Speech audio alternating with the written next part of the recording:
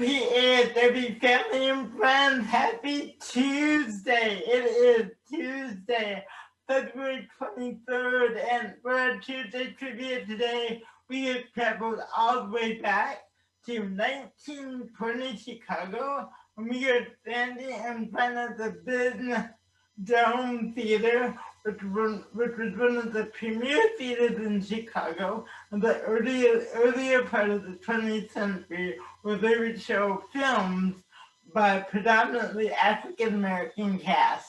So we have a very special Tuesday trivia plan for today. But before we get started, we're gonna get started with some moving and grooving, and to get us in that early 20th century mood, we're gonna play some Bessie Smith, who was the premier blues artist of the early part of the 20th century.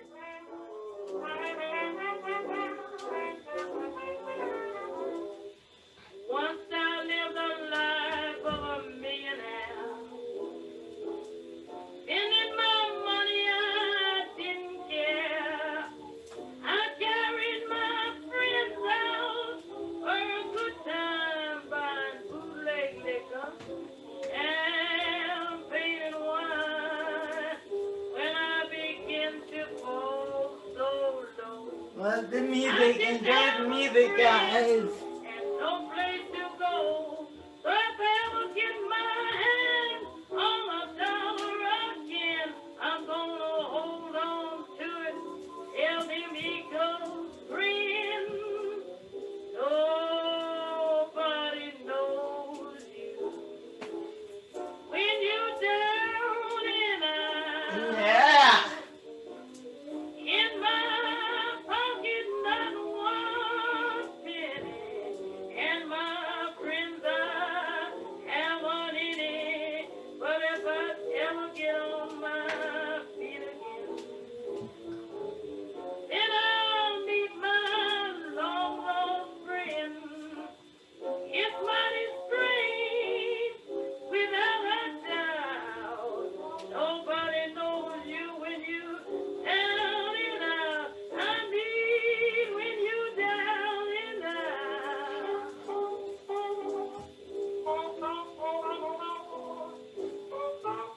Alright, guys, let's bring that to a stop.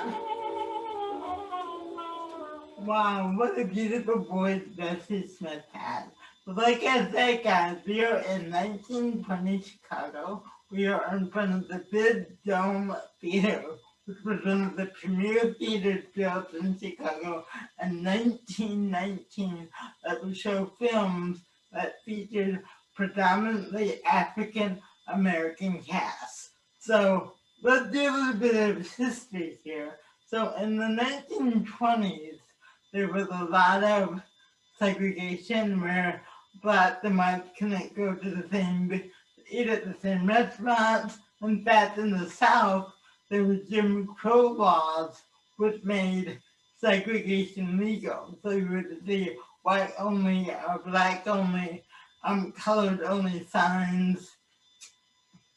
That was part of our history, more that part of our history. Now in Chicago, which is more in the north, Jim Crow laws weren't necessarily legal, but there was still a lot of separation and segregation. So the Big Dome Theater was the premier theater in Chicago where they would show films that were featured predominantly African American cast. And those films, because it was more difficult and there wasn't a lot of diversity and it was more difficult, also in Hollywood, where African American artists, a lot of African American directors and artists produced their own independent films. And those films were referred to as race films. And from about 1915 to the early 1950s, there were about 500 what are considered race films that were produced. A lot of them have been lost, and there's only about 100 left today, and they were actually forgotten about until about the 1980s when the network BET started to restore them. one of the premier directors who considered the first prolific African American director was a director named Oscar Michelle. And he's who we're really going to focus on today. So Oscar Michelle was born in 1884 and passed away on March 25th, 1951. But in the early 20s, he started to produce and write, direct, and produce his own films. So very much like someone like Spike Lee today, who writes, produces, has his own production company.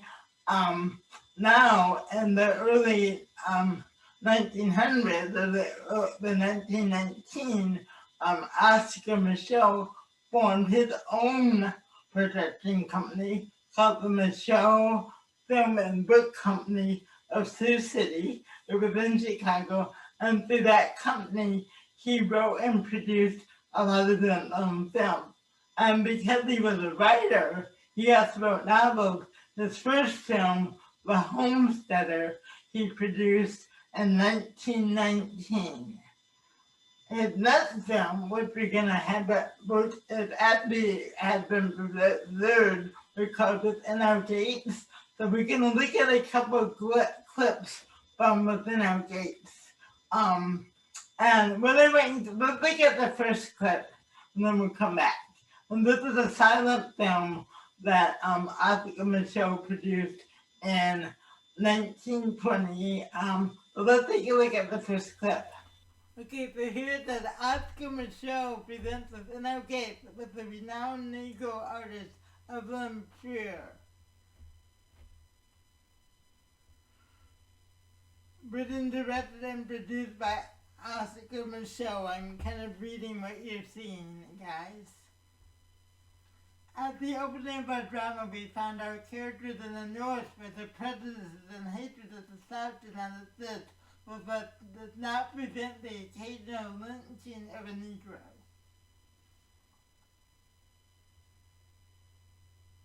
So we have a woman here, she's reading, she's in her living room, and she's reading it. That's Sylvia Landry, a school teacher from the South, visiting her northern cousin, is a typical of the intelligent Negro of our times, Evelyn Freer.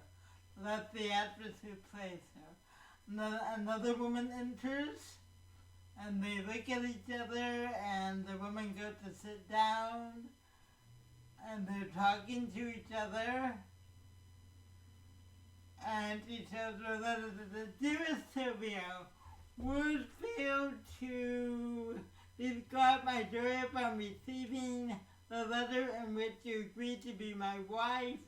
By the same mail, I also received a notice of my transfer to Brazil. Will do everything in my power so that within the month you can be mine. I will send you a telegram around the date of my departure from here, love, Conrad.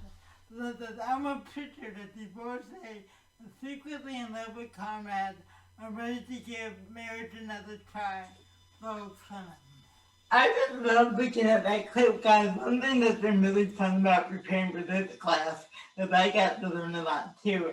And one of the things I loved about that clip is that how he introduced each character, and the actor who was playing him. So that's something I loved about this.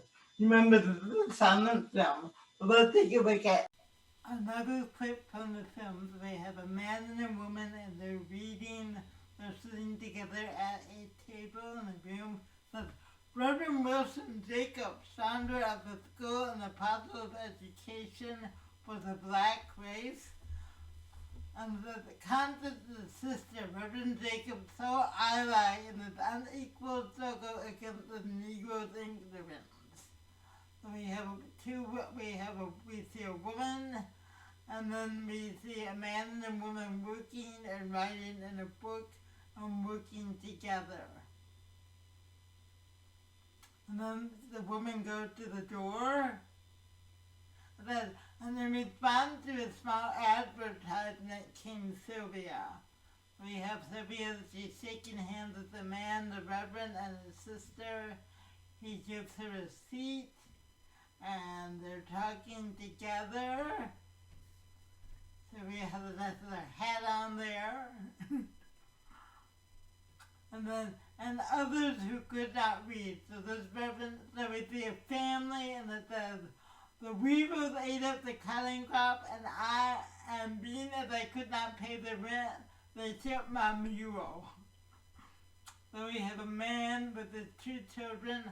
I heard about your school, and so we walked from my place a ways off, because my children here don't do nothing but say, Papa, without schooling, we can never amount to nothing. Again, we see the man with the children. So I am here, sir, ready to work day and night so my children can get some schooling and be useful. Okay, guys, did you enjoy that clip? I did. One of the things that's been really fun about preparing for this class and all my trivia classes is I get to learn a lot too.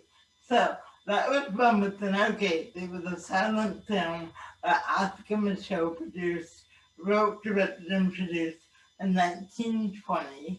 But he also, when Talkie started to come out, he also produced Talkies. And he produced films from 1919 to 1949, and he produced, like I said, over 40 films in that time period. The next clip we are going to see is from his film Lying Lips, which he wrote, directed, and produced in 1939.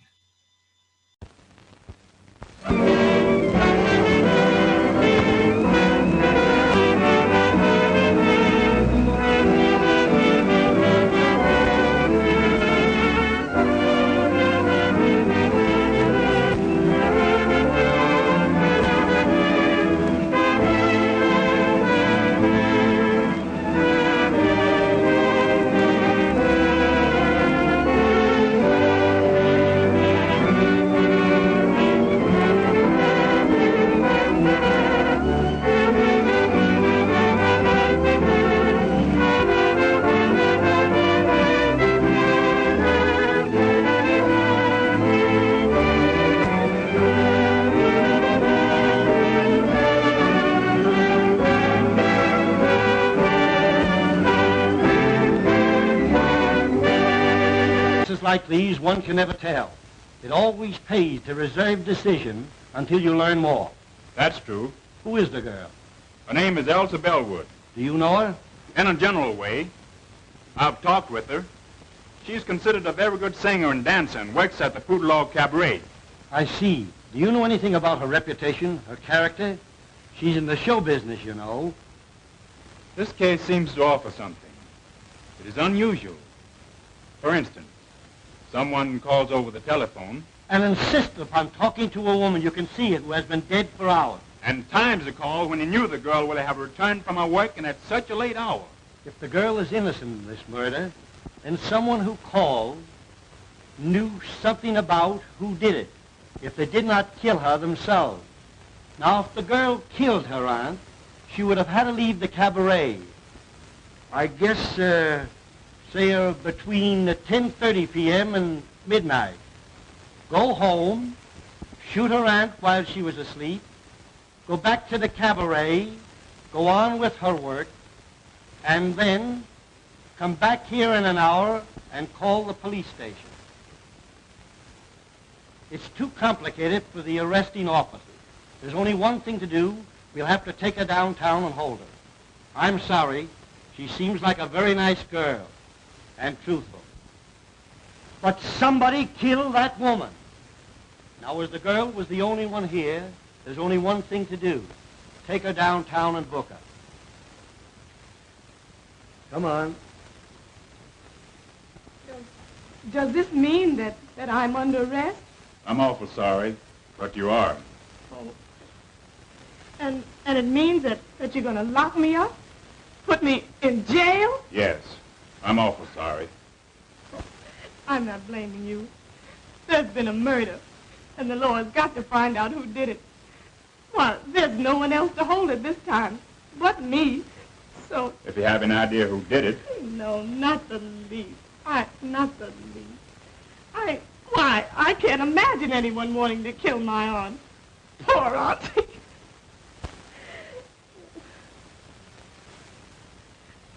I was thinking of myself. I've never been arrested before. And now they're holding me for something that I don't know anything about. That's fun, guys. And, guys, a lot of these, again, remember with these films, he didn't always have a lot of money. So a lot of the things that lighting or production value may be very different than films we see today.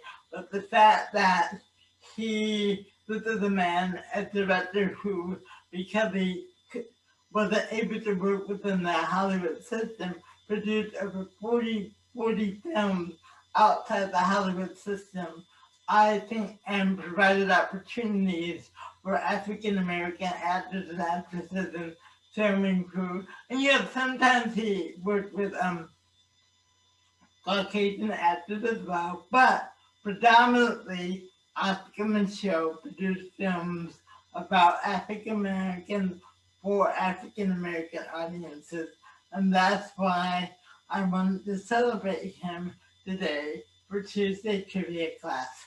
Now, I also have a couple of Tuesday Trivia questions for you, but the fun thing about the bonus questions is they're all in the video. So if you want to go back, you can just go back and for the question. So, question number 1.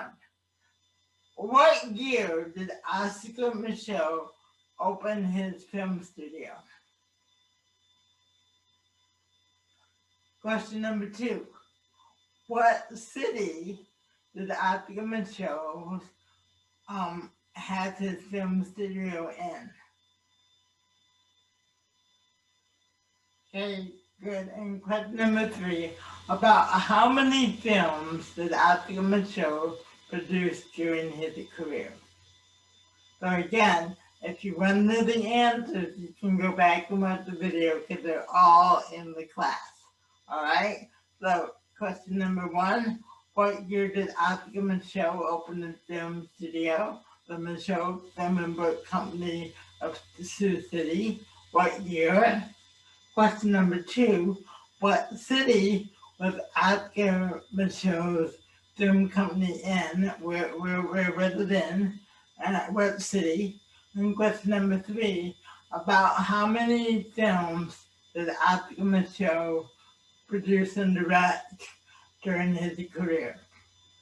Those are the 3 questions. You send your answers, you can call me, or send your answers to the contact information at the end of the video. So let's end the video again. Let's do a little bit more business myths. Guys, thank you. I hope you enjoyed class today, and I'll see you tomorrow back in the 21st century. Guys, we'll see you tomorrow. We're going to end with a little bit more business myths. And also, at the end of the video, I'm showing some posters from some other films that were produced during the race film genre.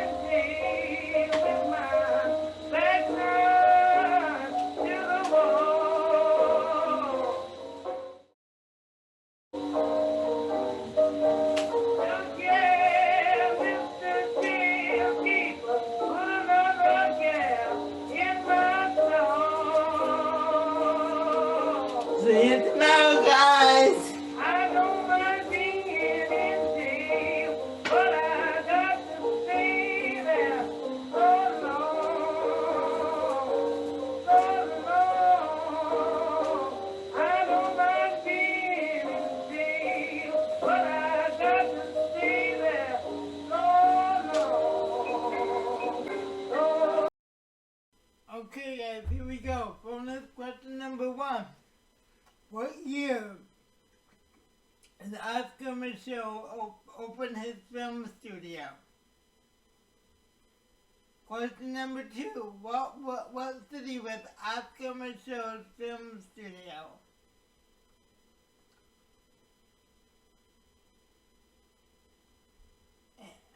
Question number 3. How many films did Oscar Michelle produce during his career?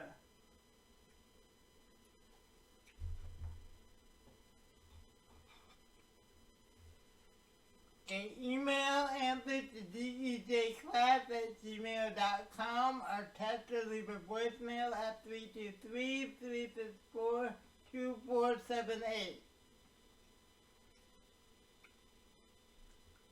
See you tomorrow, guys.